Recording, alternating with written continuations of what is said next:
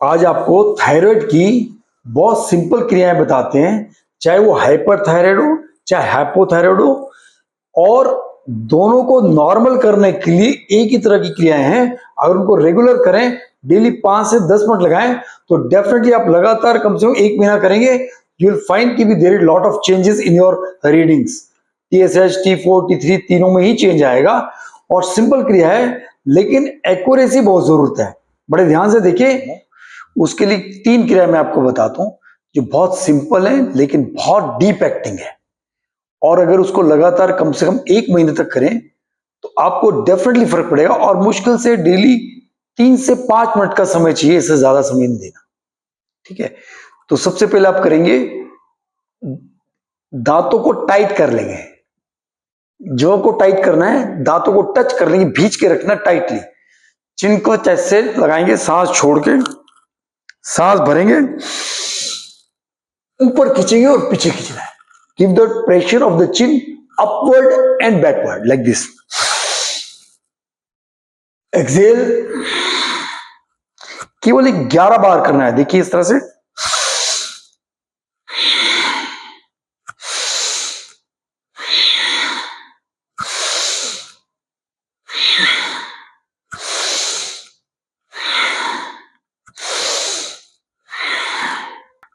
Pressure should be on the anterior neck only.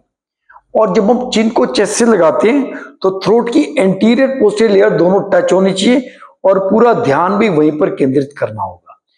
और जब आप सांस भरेंगे तो पीछे जाएंगे, लेकिन दांत को टच करके रखेंगे ताकि प्रेशर केवल एंटीरियर नेक पे आए, पीछे प्रेशर नहीं आना चाहिए। Because it is anterior neck exercise, not the posterior नेक।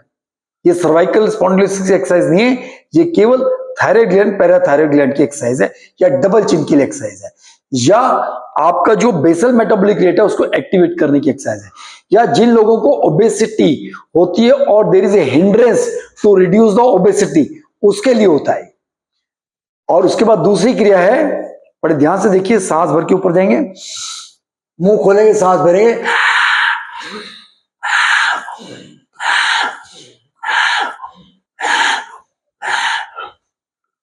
11 बार करेंगे।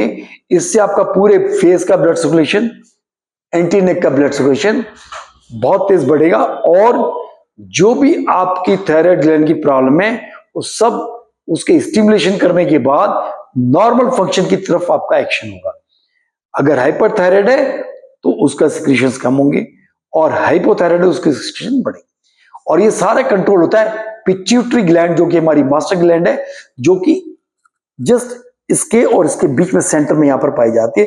उसको एक्टिवेट करने के लिए भी एक क्रिया बताएंगे ताकि पूर्ण रूप से आप ठीक हो सके। वो क्रिया भी बहुत सिंपल है। आप एक पॉइंट पर देखेंगे सिर के ऊपर, और आंखों को पूरा स्टेयर करके देखेंगे, सांस भर के, और सांस छोड़ेंगे तो पूरा बंद करेंगे, दबाएंगे 11 बार।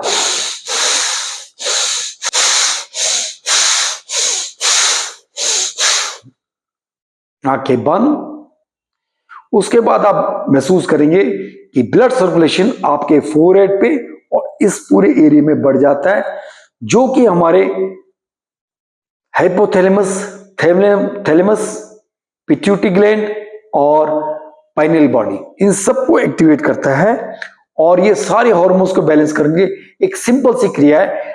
और हम अगर ध्यान दें तो ये आज्ञा चक्र की क्रिया है, और जो पहली क्रिया थी वो थी विशुद्धि चक्र की। इन दोनों चक्र को एक्टिवेट करने से हमारी थायराइड ग्लैंड की प्रॉब्लम, पैराथायराइड ग्लैंड की प्रॉब्लम, उसके अलावा पिट्यूटरी ग्लैंड की प्रॉब्लम, उसके अलावा जो भी हार्मोन एंडोक्राइन सिस्टम से रिलेटेड प्रॉब्लम्स है, सबको ये इफेक्ट करता है। 1 महीना करके अपने टेस्ट रिपोर्ट्स दोबारा कराइए, और आप जरूर पाएंगे कि जरूर डीप एक्टिंग थेरेपी से आपको बहुत फर्क पड़े।